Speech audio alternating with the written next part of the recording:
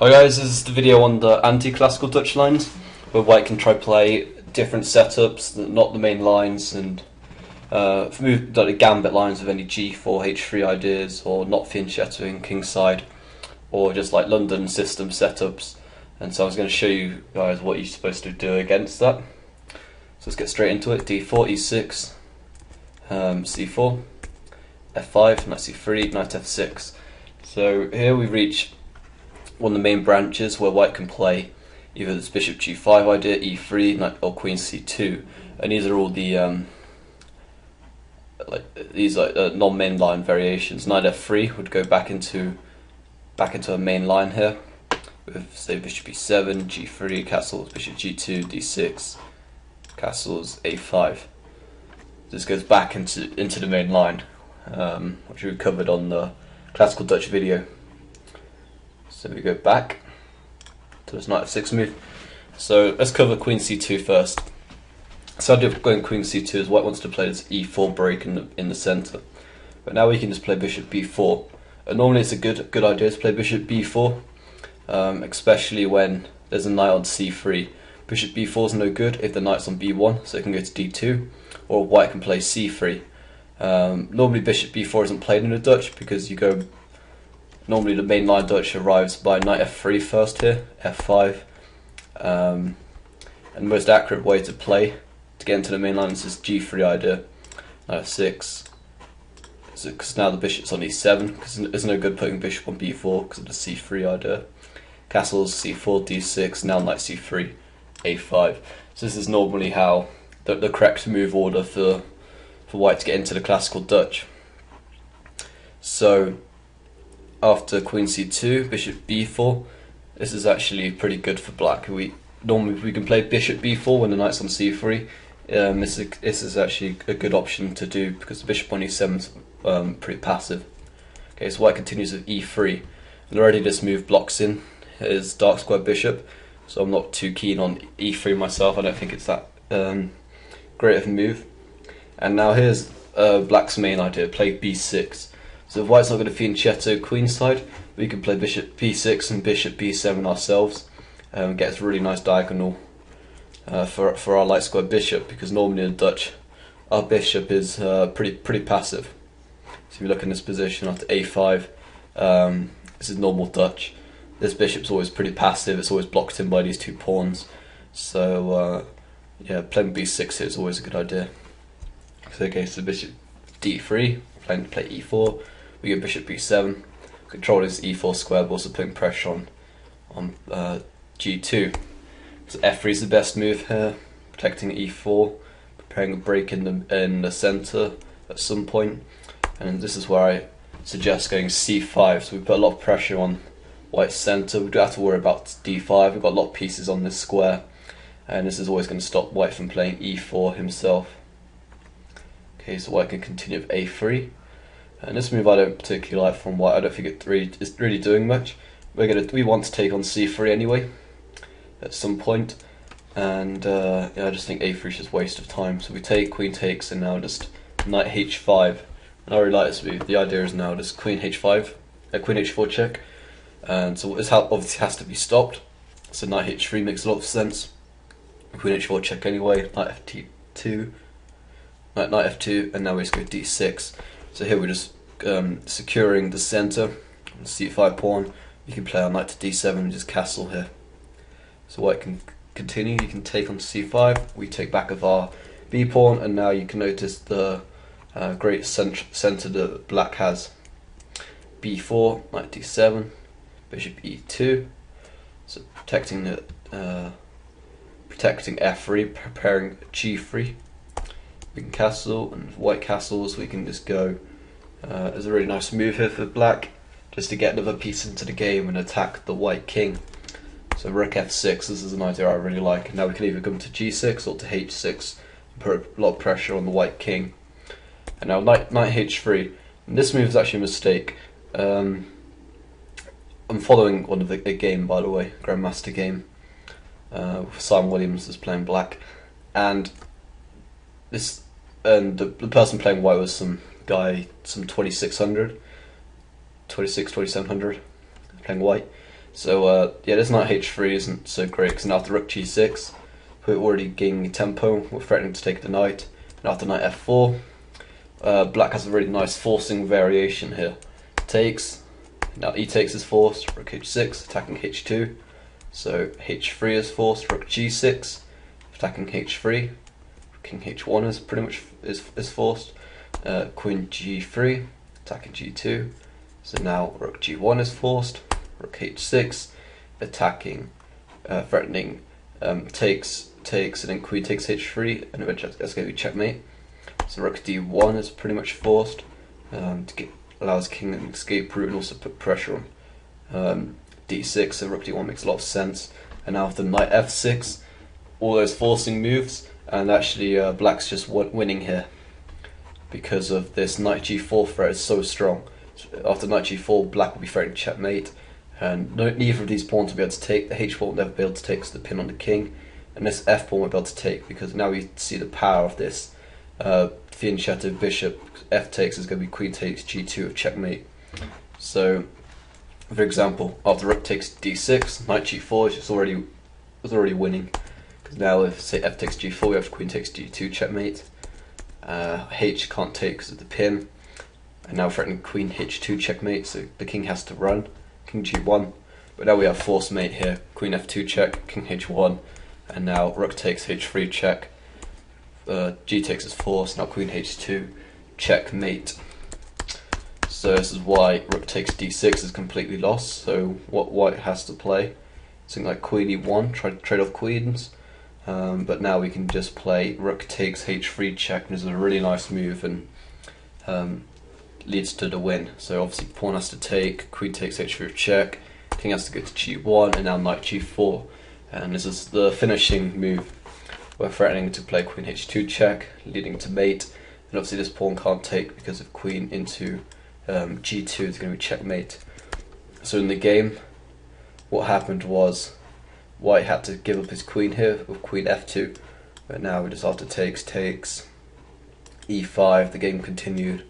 Rook g1, g6, just to avoid any g7 tricks with any bishop b2, any ideas on a g file. And I think white played rook g3 here.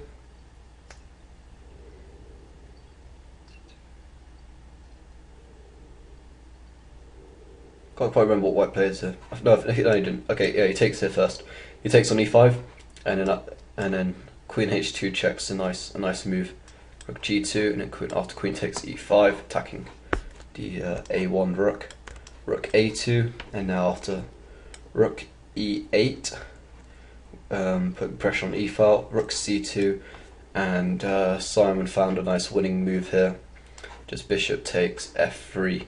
And now if bishop takes f3, then there's queen e1 checkmate, and if king takes f3, then just queen e4 check. King has to move, doesn't matter where he goes, and then just queen takes c2, and black is won here. So he resigned after bishop takes f3.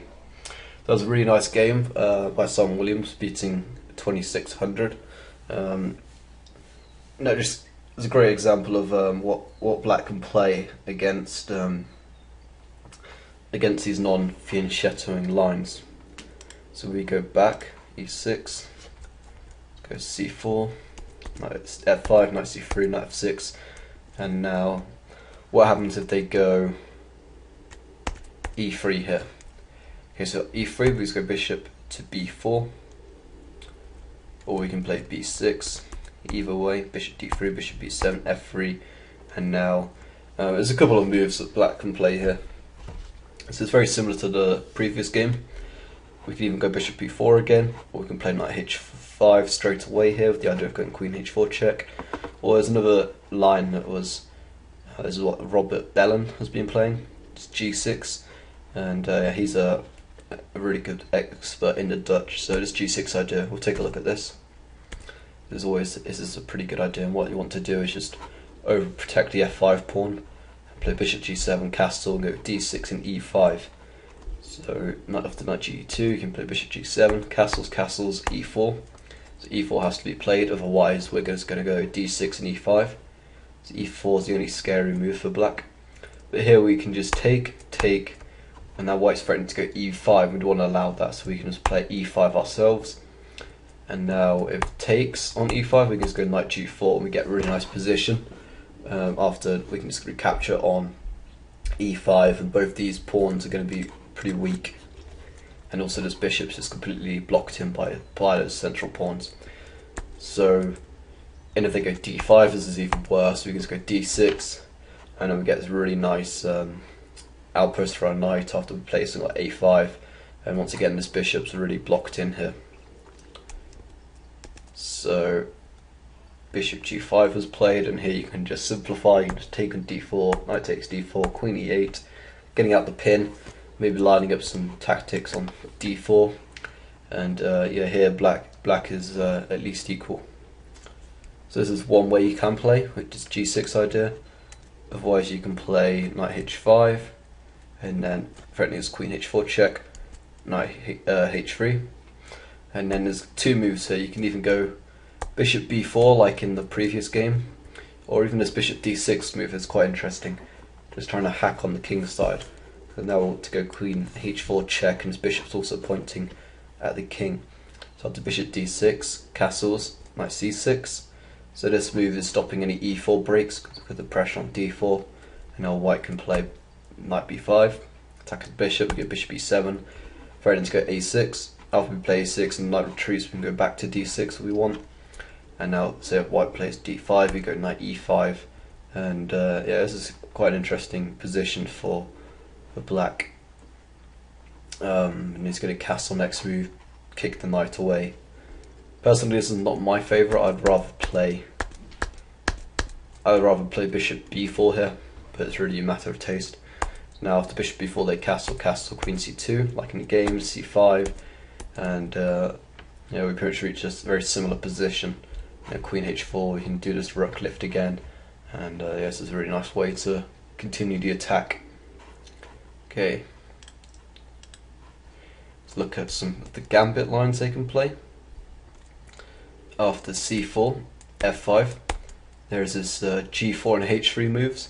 So we'll look at h3 first. h3 you can just go knight f6, g4, and I advise never to take on g4. This is what the white player wants, and opens up a lot of lines against the king.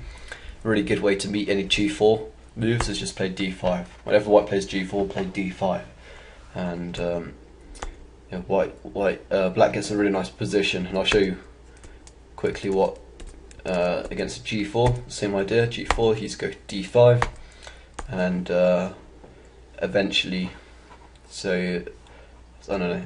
They can take here, but we just take back, and we can just play just normal development here. Knight f6, put bishop out here. If they go knight c3, we can go knight f6, and so bishop g5, bishop b4, castle, and it just seems that white's unnecessarily weakened his position, and we just got the whole e-file opened up for ourselves, and they've just got rid of a really critical pawn to defending their king. And now white hasn't really got anywhere safe to put his king. So the castle's queenside already, the c-pawn's moved here. So this castle and queenside is not going to be very safe for his king either. So against those moves, just play d5, and there is really not much more to that. Just here's d5, and if they go g5, we can just play knight e4, attacking this g5 pawn. And this is a really nice outpost for our knight. If we go h4, we can just play something like bishop b4 check, and then just castle next move. And this knight, yeah, it sits on a great outpost here. So yeah, these h4 and g4 moves aren't very challenging. Just remember not to take, and just play d5. Other options that white can try is knight f3, and after f5, instead of going to the main lines, or they can play h3 here too. Against this, you go knight f6 again, g4. You can even play bishop e7 because d5 is not quite needed yet. Now c4. Now you go d5, and now knight c3, castles, and now if g5, you just go knight e4. A really nice position. And if they go bishop if they go g takes, e takes, you can already see this pawn's a little isolated, and it's going to be a weakness in the endgame. We're going to plan to play c6, reinforce our centre.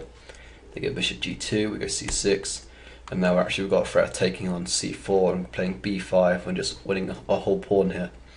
Already now white castles, then he's just completely missing this g3 pawn, and it really it's going to cause him problems, because basically we just traded our e6 pawn for their g3 pawn, and this is helping us a lot. This bishop's now a lot more active. We can even play f4 and it can come over to the king's side. We've got a really nice outpost for our knight on e4, and yeah, these g4 and h3 systems you shouldn't be too worried about. Other ways white can play is after f5 here, they can try d5. And d5 is a pretty exciting variation here. If you just take, obviously queen has to take, and now we go d6, protecting the f5 pawn. And now there's two moves white can play. You can even play pretty boring with g3, but this move doesn't really make much sense, because after knight 6, queen d3, knight a6, bishop g2, knight c5, I'd already say that black is a little better here. He has some great positions for his knights. He's just going to play g6, bishop g7, and castle. And yeah, white hasn't really achieved much here by playing this d5 idea. So normally, the more interesting move here, more critical, is knight g5. Obviously threatening mate on f7. And now after queen e7, we have to stop mate. Knight takes h7 is an interesting idea. This is where it gets really fun for black. So if we take the knight, then it's going to be queen takes our knight. So what we do is we play c6 first. Queen has to stay on this diagonal to keep the attack on our knight. And now we can take. Queen takes, rook h4, and white queen spends a lot of time moving backwards and forwards. Now we're threatening bishop e6 and trapping the queen. So the queen has to go back again. So already the queen's gone from d1 to take on d5, to go to b3, to take on g8, to go back to b3. So that's 1, 2, 3, 4 moves already. Just moving the queen, and already you can see that a lot of these pieces have been developed, and it gets white in a mess. Knight a6, we can have another piece coming into the game on c5 with a tempo hitting the queen. After queen e8, queen e3, trying to swap off the queens. This is Tony Miles, by the way, playing white against some French guy playing black. Rook e4, queen d2, and now knight b4. This is quite a cheeky move, because after knight b4, we're threatening rook d4. So say if they went a3 here, if a3, then rook d4, and now queen obviously can't take on d4 because the knight takes c2 check, and we win the queen. So what Tony did in the game was queen d1, but now we play rook d4 anyway, still same thing, they can't take, so the knight takes c2, and now they block knight d2, and now we go f4, stopping any e3 ideas. And white can't play c3, trying to win a piece, because c3 just loses on the spot. You can try to find the winning move here. And that's it. Knight d3 is actually checkmate because of the pin on the king. So that would be an embarrassing way to lose. So Tony played a3 here, attacking the knight. Knight to t5, and after c3, black just went for the draw. Knight e3, and yeah, this actually draws now, because after takes, queen h4 check, and I'll just let you find the draw. So yeah, it's quite an interesting variation, and I doubt you'll ever get d5 played against you. It seems stupid to go d4 to d5 when it's not really threatening anything, and then white has to spend all these moves running all over the place. So another variation to look at is bishop to f4, and this is being one of the main problems that people are having, this bishop f4 idea, because it goes into a London system basically against the Dutch, and white just plays really solidly with e3, c3, puts his knight back on d2, and it's quite hard to break down. But against this, I recommend you just continue normal development, knight f6, and now as soon as they get e3, you can see they're not going to fianchetto queenside, so we can prepare our b6 ideas. So you can play bishop e7 here, or actually I'd play b6 first. Just in case if white decides to play any knight c3 ideas, we can go bishop b4. Which I doubt they're going to do. They normally go c3 in the London system, just going really passive. And then we can just go bishop b7, have a really nice diagonal for our bishop, bishop d3. Now just put our bishop on e7, knight b d2, castles. And here we can just play either c5, putting pressure on d4. Well, I'm not sure if c5 is that great because against the London system, the white pawn structure, it's designed to just protect d4, overprotect d4, and so c5 doesn't really do much. So here I just put the knight in on e4, and if any queen c2 ideas, you can just reinforce this knight with d5, and I think black gets a really nice position here. You could even just go and get a really nice attack built up, g5, gaining a tempo on the bishop. Okay, so say if white was to play, so he goes a4 here, trying to gain space on the queen side. We can play g5, and after g5, bishop back. Already there might be some problems here. With f4 might be winning the bishop. Takes. I'm not sure we can play it just yet, just because there's this take, bishop takes, queen takes, and the rook's on pre. Unless you just go queen d5 here. No, it's not quite winning the bishop, but so first we can just play something like h5 as well. Maybe let's go h5 instead. We don't need to win the bishop. We can just play h5 with now threatening h4, which would win the bishop can come into e5, but then we just go knight d7, and white's in a real mess basically. We're afraid to go h5 and g4, getting a lot of tempos and getting a really big attack against the white king. And also we've stopped any white attacks because this knight is so well placed on e4. They can't take. They take the knight. Then we're obviously just winning a piece. Just taking. And obviously they take the bishop. Then they're giving away their really nice light square bishop, which is also no good. Because now we can take again. And have to go knight into e5. We can even use this diagonal with our bishop at some point. A very nice bishop diagonal. But first you probably want to get rid of this knight, so you can play something like knight d7, swap out this knight, put your bishop out on a6, and you're getting a really good position. Or actually, this is the exact position. You just go h4 and win the bishop, but white won't take here. You'll probably place it like h3. But now you can even take on g3 and give him double pawns. So the London system isn't a good way to play against the Dutch, just because of in the Dutch we're always looking to, because we've got f5 already being played, we're already looking to play g5 and get our queen out to the king side. And so by putting a bishop on f4 already makes little sense, because we're going to gain a lot of tempos hitting the bishop and then playing g4, maybe hitting the knight, and yeah, it's not so great. So you shouldn't be worried about the London system. It's not really not very aggressive at all, and you shouldn't be worried about playing against it. Just keep attacking and you'll be fine. Okay, another variation I wanted to look at was c4. That's a really nice game. I can remember how to get to it. Knight f6, and I think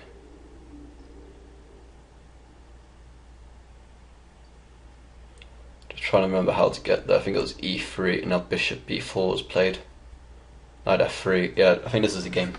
So this is a game where Benjamin Bok was playing white, and yeah, he's obviously a very strong player, strong junior from the Netherlands. And in this game, he got completely destroyed. So after knight f3, b6, so it sort of just transposes this this knight f3 idea. Normally, there's two moves. If you go back to this position, after bishop b7, attacking the g2 pawn, there's always two moves white can play, either the f3 or the knight f3. So in this game we see that Benjamin decides to go with knight f3. So e6, I'll show you. So c4, f5, knight c3, knight f6, and now e3, bishop b4. So in the previous game we saw queen c2, so b3, yeah, e3, bishop b4, and now knight f3. So it pretty much transposes now after b6, bishop d3, bishop b7 to the previous line, and now castles, and then black just takes on c3 here, which is quite nice. Quite nice move here. Just one of the points of playing bishop b4 is now we can force double pawns on c3. B takes c3, and now we go castles. And now Bock played a4, which makes little sense because a4 is just seems like he doesn't know what he's doing in this position. a5 is not really a big threat, and black can just get a really quick attack going here. Better would have been knight d2, trying to play for e4, maybe with f3 and then going e4. But after a4, black just continues very accurately with knight e4, attacking the c3 pawn. So that's to be defended. Queen b3, and already you can see black has some nice plans here. You could even play knight c6, knight a5, but black decides to go straight in with rook f6, and once again we see this rook lift, which is pretty vital in these lines. And after rook g6, we have a lot of pressure against g2 with the bishop also homing in on this g2 square. So now Bock plays a5, and once again this is just a really bad move. It's not threatening anything. If they take on b6, we can just recapture, and it's not. He hasn't achieved much. He's just wasted 2 moves here. Better would have been something like knight e1 to play f3 and try to kick the knight, and then we would have played rook h6 instead, going for queen h4. So f3, queen h4, and after f takes e4, we could have taken on h2 check, king f2, f takes e4. Now bishop b2, we go rook f6, and this is actually winning because of white's going to have to block with a piece. And so the only other idea that white could have done here is bishop back, and black gets a really nice position here. You can just put his knight out to c6, something like knight c6. Planning to go knight to a5, and also bring this rook over to f8, and white's in a lot of trouble here. So if we go back to the game, a5 was played, and now black continues correctly with rook g6, and already it's looking very dangerous for white. The bishop's homing in on this on f3 and g2, and the rook's homing on g2 as well. The queen's ready to come over to the king's side if needed.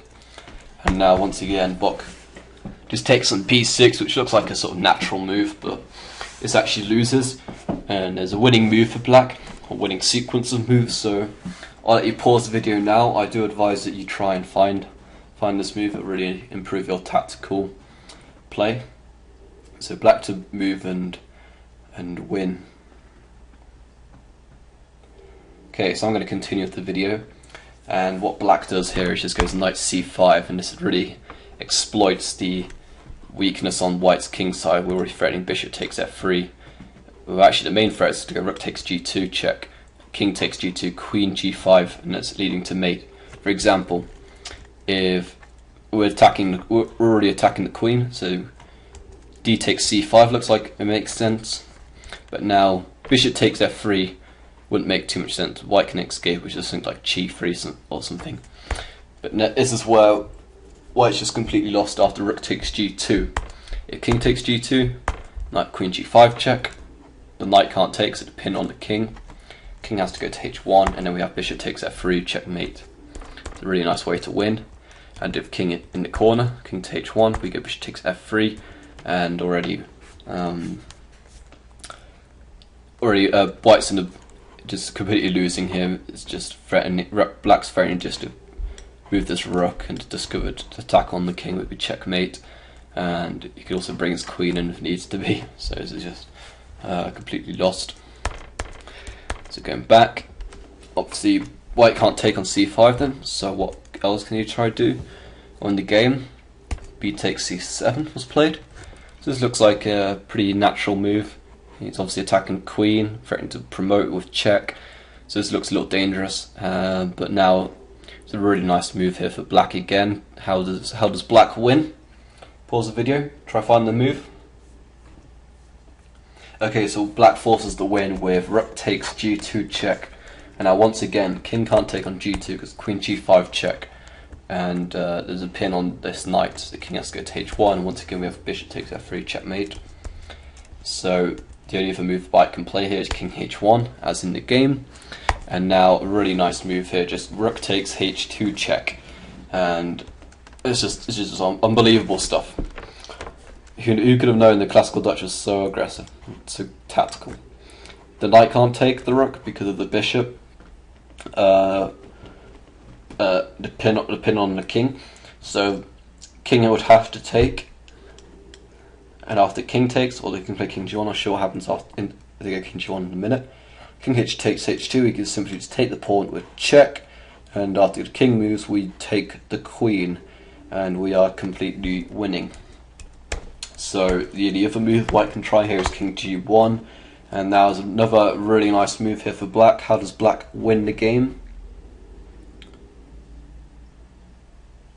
Okay, so the way black can win here is with queen g5 check, and yeah, this stuff is just crazy. Queen g5 check, and now the knight can take the queen, but after the knight takes the queen, we just go rook h1, and that's checkmate because the bishop is protecting the rook. So in all lines, white is just completely lost after this really nice knight c5 line, and yeah, that's a great game to end this video on. I've shown you all the anti-Dutch lines.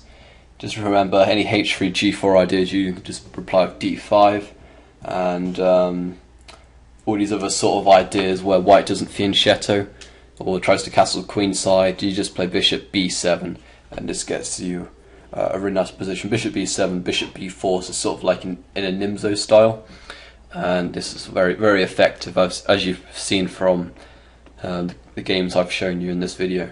So I hope you've enjoyed it, and you have every success with the classical Dutch in the future. Thanks for watching.